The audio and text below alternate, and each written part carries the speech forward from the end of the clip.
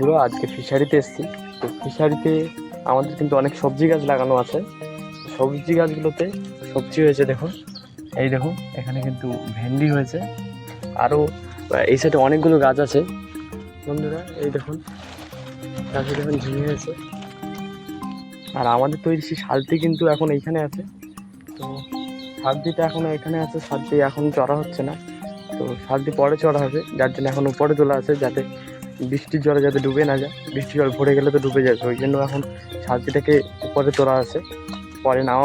এগুলো সব কিন্তু ভেন্ডি গাছ। আর ভেন্ডি গাছ দেখুন, ভেন্ডি হয়ে আছে।